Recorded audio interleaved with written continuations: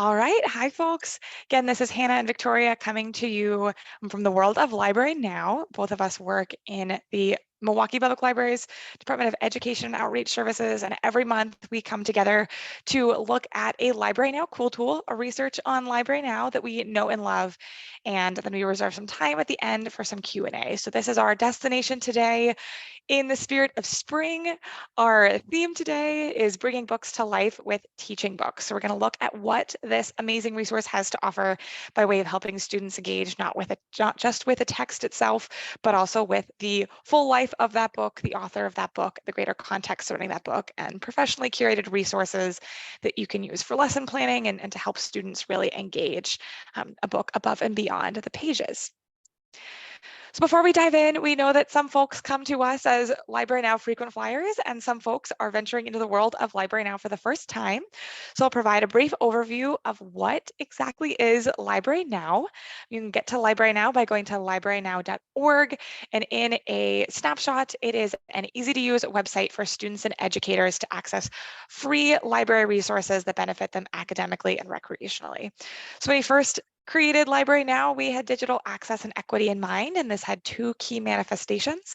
One was we really wanted young people and educators serving young people to access curated library resources, and we were hoping that they would be able to do that if it took them fewer clicks to get to those resources, and when they got to a landing page with those resources, they were curated to be, again, both academic and recreational, front of mind, readily available on an interface that was created for students and educators specifically.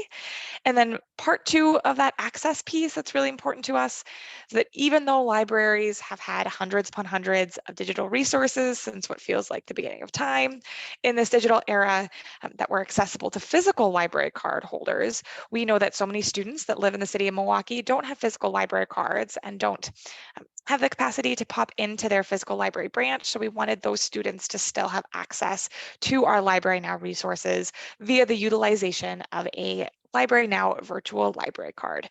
So we have partnered with over 200 and counting schools and networks in the Milwaukee area. We have over 80,000 students with our LibraryNow virtual cards through which they can get access to our curated LibraryNow resources for free and available to them 24 hours a day, 7 days a week. We talked about the virtual library card as being so critical in that digital access and equity piece. When we partner with our LibraryNow partner schools, we create our LibraryNow virtual card login conventions for students. So if you are coming to us today from an MPS school, this is what your students' logins will be. The student ID will be the S card number, 6 or 7 digits minus the S, and the PIN for all students is set by us as your student's 4-digit birth year. For example, 2002. If you are coming to us from a LibraryNow partner school that is outside of MPS, chances are you have similar conventions, because in considering student access, we really considered automaticity. We want students to have muscle memory in utilizing this student ID and this PIN so that we here at the Milwaukee Public Library and you as educators don't have to act as gatekeepers for those login credentials. Students can then feel empowered to utilize LibraryNow, not only during class time, but in the evenings, on the weekends, over winter break, over summer break. And once a student is enrolled at a LibraryNow school as early as 1st grade, they will have access to LibraryNow through their date of high school graduation. So 1st through 12th grade, and we see LibraryNow as having the ability to build upon itself. And as students get accustomed to logging in and exploring the resources, they develop more confidence, and it kind of continues to gain a momentum. So again, Victoria and I are always happy to confirm what your students' login conventions are. If you want to shoot us an email or ask us a question via chat for the latter part of this session. But that is how it works for students. If you are an educator, you do opt in. If you're at one of our LibraryNow schools, you can create a virtual educator card, stick around for the Q&A portion, or reach out to us via email if you have questions about how you get your equivalent educator access. And without further ado, it is time to talk about the star of the show for the month of March. We are highlighting TeachingBooks. So what is TeachingBooks? The founder of TeachingBooks described the mission of TeachingBooks as enabling every reader out there to read joyfully, to learn more, and to deepen connections to the books that they are reading. So TeachingBooks is not a online browsable collection of books. It's not a digital collection. Rather, it is a resource of professionally curated resources about the books themselves. So if you have a book in hand that you are about to recommend to a student, you're putting together a reading list, you're encouraging students to do research above and beyond about that book's context or the author that wrote that book, TeachingBooks is going to be a great fit for you and your students. So it's browsable, and if you search that book, you're going to be able to find anything from book trailers about that book to get your student excited, to give them an indication of what they're picking up, to over 21,000 and counting interviews with authors. There are over 18,000 read-along features, again, mostly by the authors on TeachingBooks. So there are a lot of audio resources, a lot of visual resources in terms of book trailers and those interviews. One of my personal favorite features, and I think I speak for Victoria as well, is the name pronunciation feature, through which a student can hear the author explaining their name. This is really cool because then you can help a student both strengthen that association between the author and their text, the book of their creation, but then also just think more critically about name as identity and what goes into an identity and name, and create a culture of remembering names and cherishing the history behind names. So really, I hope you can start to see that TeachingBooks really is what you make of it in terms of how you want your students to engage with a text or an author above and beyond the text itself. So we'll share and do a little bit of showing and telling on LibraryNow and on TeachingBooks itself, but just wanted to give you a quick menu item for some of the resources that you can benefit from as an educator. We have the ability for you to search books and resources by literacy and standards. You can create custom reading lists for your classrooms, for your students. You can help them to create their own reading lists as well. There are a lot of really cool ways to promote not only the books, but the resources on TeachingBooks that supplement the materials of the book, such as flyers, QR codes, labels that you can print out and put on the books, which we'll give you a demonstration of here today. Teaching ideas. We know that you already do so much to build out the curriculum and the enriched learning experience of your students in the classroom. We want TeachingBooks to be one additional tool in your toolkit, so you can find some lesson planning materials on here, some really fun exercises derived from books, the topics in books, but also just to promote general literacy, collection analysis. I'll go into that a little bit later too. So lots of amazing stuff. Same goes for students. This is a resource that we'll be presenting more throughout the lens of the educator side today, but we want to encourage automaticity in all of our LibraryNow resources for students as well. So we want students to be able to log on to reading books and to find fun literacy-based activities. We want them to build out their own diverse book reading list, to be able to find protagonists that look like them or share identities with them. Homework help build your own reading list, find books you'll like if students have a book in mind and they're wondering, where do I go next? So a wealth of age-specific resources and a lot that you can them to as educators, and then use to frame your classroom experience in your classroom or your library as well. Before I dive into the show and tell, it's very important to touch on the technological piece. How is this going to be compatible with the structures that we know we're already utilizing in the classroom? First and foremost, you can use TeachingBooks on any device, so phones, tablets, computers. You and your students and community members are able to access it in those ways. Integration is really key, whether your classroom or your school is utilizing or Canvas or Google Classroom, ClassLink, any of the heavy hitters in that category. TeachingBooks was designed with educators in mind. So it's really designed to be able to fluidly transition into those formats, so you can seamlessly upload any of the materials, teaching plans, reading lists, activities, etc., into what you are already using. Sharing tools.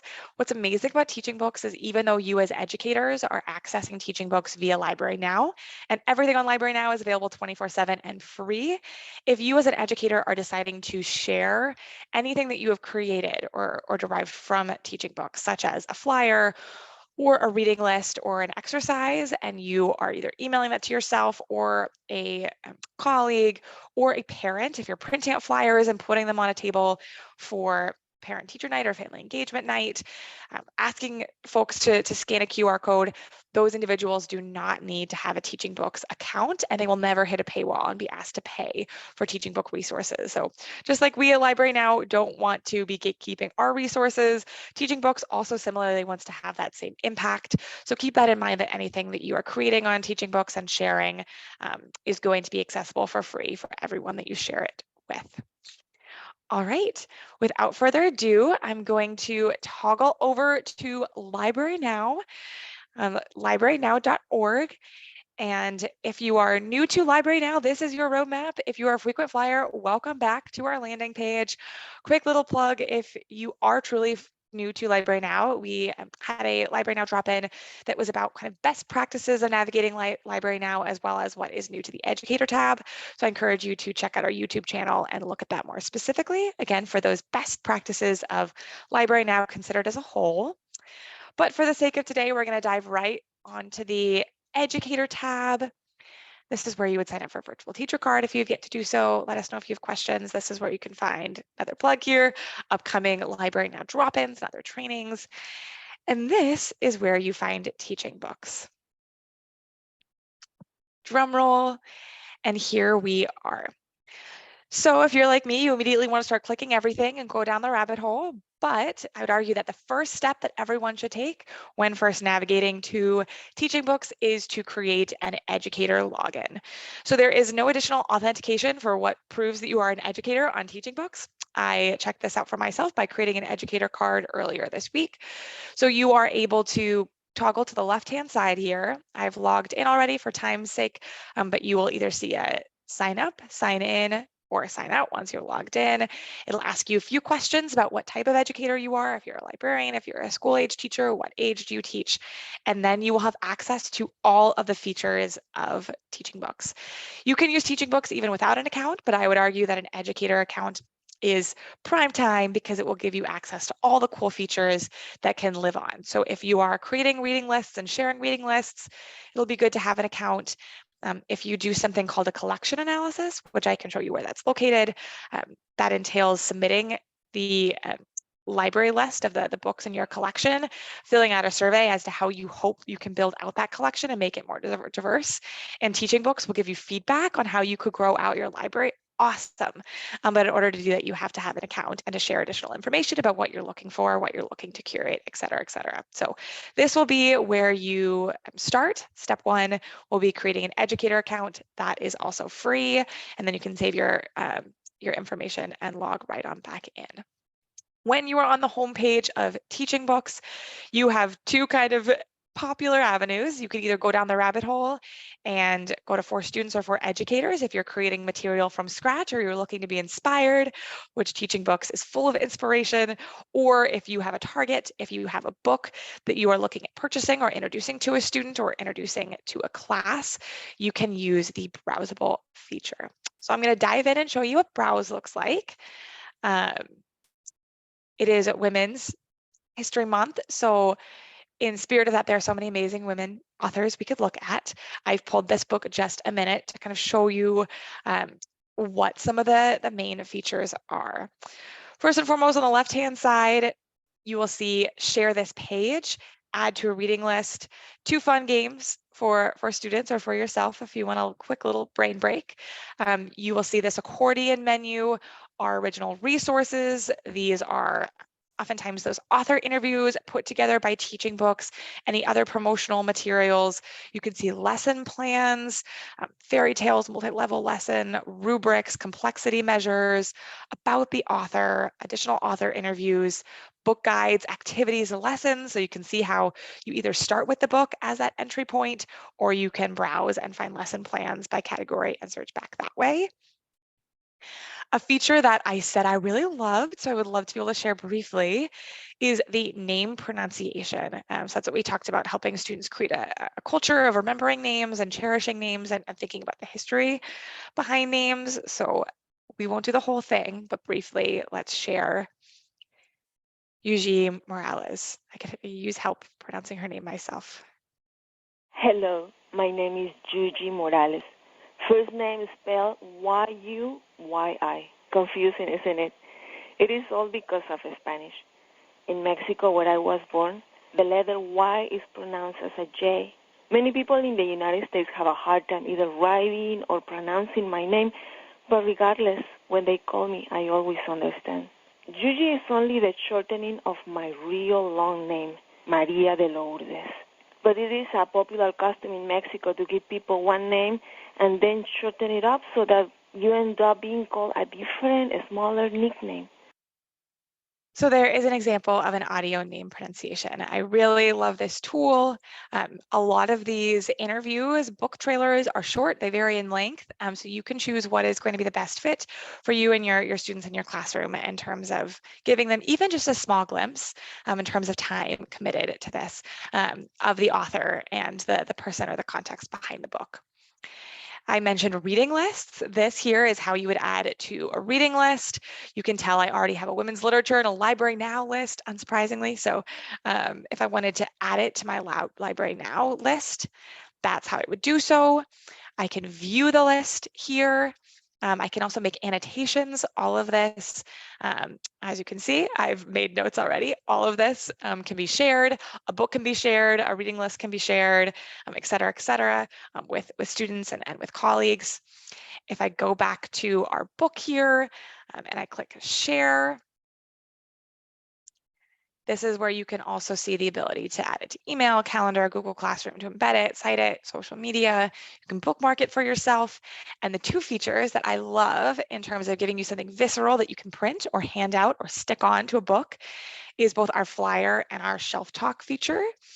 So first, if you are promoting books at a family engagement night or you're a library media specialist and you want to have a stack of books that you encourage students to look at without having the books themselves, you could print out TeachingBooks flyers.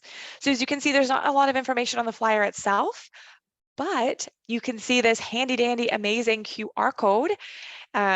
I wish LibraryNow had more QR codes. Oh my gosh, they're truly one photo, one click away.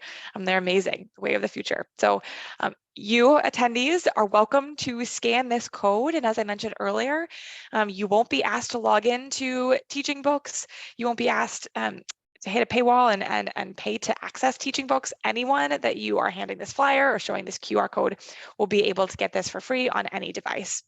This is one great way that you can be promoting a book without having the physical book there.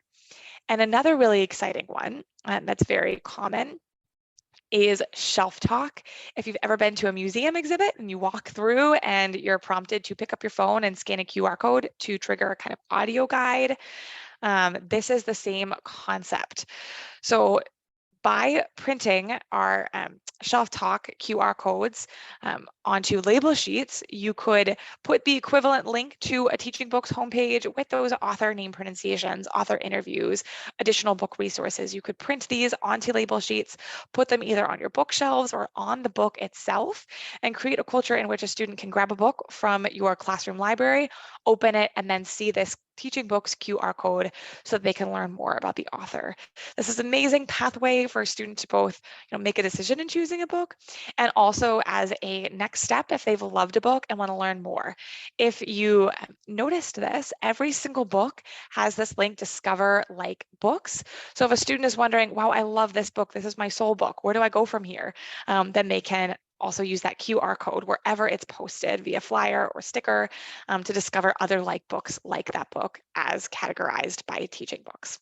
Those are really exciting features. I mentioned the rabbit hole version of TeachingBooks. So that'll be the last thing that I go over for educators briefly and for students. These are those bins that we talked about during the presentation. I really love highlighting the diverse book toolkit. We really want to get these in front of you and in front of your students so students know, again, how to find culturally relevant and engaging materials for them, both academically and recreationally. We know that oftentimes if a student relates to a character, they'll end up really relating to that author and to the act of reading itself. So you can search diverse books by culture. You can see how this drop-down menu works. Diverse books by subject. For you as an educator, you can search by culture, genre, grade level, and more. A student equivalent of this feature is if they say have read House on Mango Street and that was their soul book, if you will. They can search House on Mango Street and find amazing books that are either about women, about Latina women, set in the same time period, by Sandra Cisneros, you name it.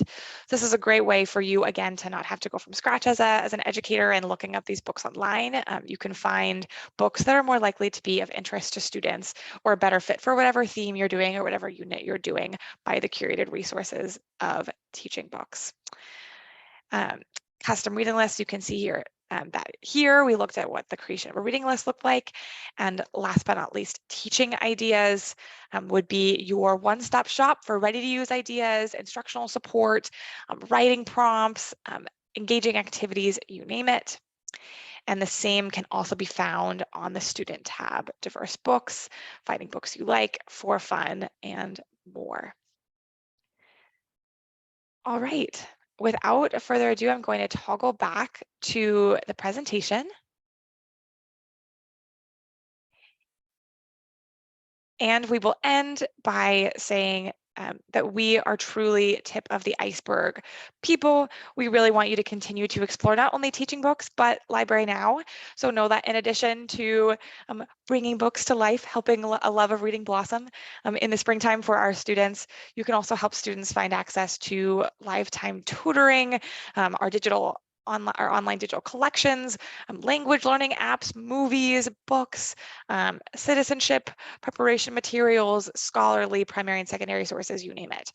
So we hope that you'll stick around for the Q&A and bring additional questions to us about TeachingBooks and anything else that we have on our LibraryNow roadmap and menu for you here today.